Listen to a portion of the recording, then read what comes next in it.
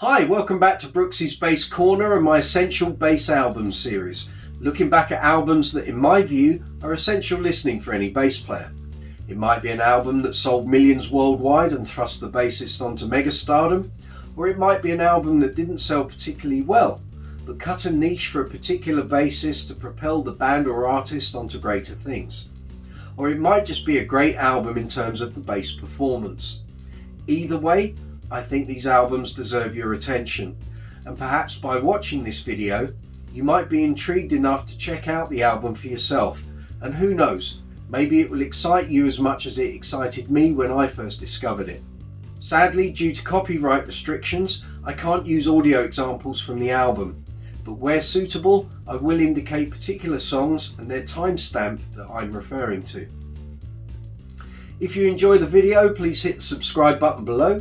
Hit the notification bell so that you receive notifications when I post new videos, and please give the video a thumbs up, I'd really appreciate it. If you have any comments regarding the album being discussed or the video, leave them below and I'll reply to them as soon as I can. On with this episode's album. It's Jamiroquai's Emergency on Planet Earth. Taking a trip back to 1993, this essential bass album is a platinum-coated gem for all bass players, emanating from a time when grunge was starting to wane and acid jazz was becoming a major musical entity. With the first single released on Acid Jazz Records in 1992, its sound captured the moment and led to JK signing a deal with Sony Records before he even had his own fully fledged band. But it wasn't long before that was rectified, and with bass wonder kid Stuart Zender in the bass chair, live shows and the subsequent single almost guaranteed the first album reaching #1 here in the UK on its release in August 1993, and performing well across Europe and Australia, although it would require albums 2 and 3 for the band to seal their reputation in the US. Zender used a natural Warwick Streamer Stage 1 4-string bass, along with a pink Music Man Stingray for the recording of the album, although Andrew Levy from the Brand New Heavies is featured on bass for the first track and first pre-album single, When You Gonna Learn.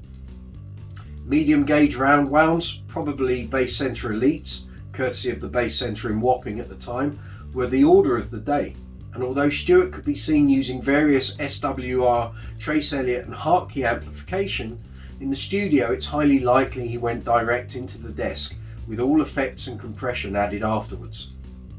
Opening to the ever-present tones of a Digeridoo, which would feature for quite a few subsequent albums as well, When You're Gonna Learn is a prime example of the band's stance on the world and ecological issues of the time, mixed with a highly infectious groove underpinned by Levy's root 5th octave bass pattern in the verse and a root octave disco vibe in the chorus. Second single, Too Young to Die, caught the public's attention, sending the single up the charts and creating a significant buzz around the band. The bass tone is woody, earthy and organic and pushed to the front of the mix, with a fair smattering of string and fret noise for good measure, but it works in pushing the rhythm track along. It caught the attention of bass players across the continent.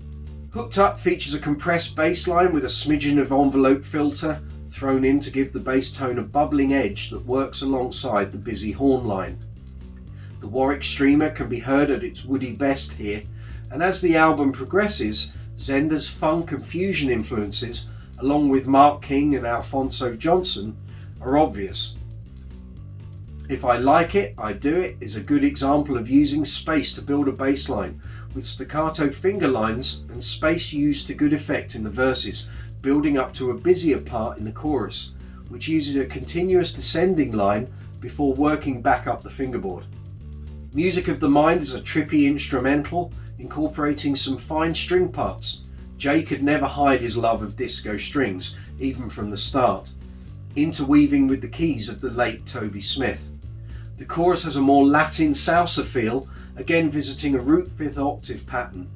The Warwick tone is again at the forefront of the band, a great advertisement for Warwick's musical offerings at that time.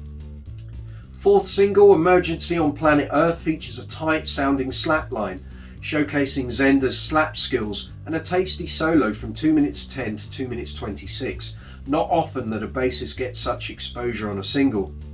Whatever it is I just can't stop is a dirty, slippery slice of funk with the bass panned very much towards the neck pickup for a fat, ballsy bass tone with a hint of distortion due to Zender digging in. Again, this track makes great use of tight finger-style note flurries followed by a pause, letting the track breathe and bounce along. Blow Your Mind was also a single and features a fairly repetitive bass line that is heavily compressed, giving a slightly squashed sound, and an envelope filter or auto wah effect has also been used to give it a funkier edge. Revolution 1993 features a bass synth in places alongside Stuart's bass, and again the bass performance as a whole is worth any bassist's attention. An album full of bass goodness and a great album to play along to. Enjoy. If you enjoyed the video, please hit the subscribe button below, hit the notification bell so that you receive notifications when I post up new videos, and please give the video a thumbs up, I'd really appreciate it.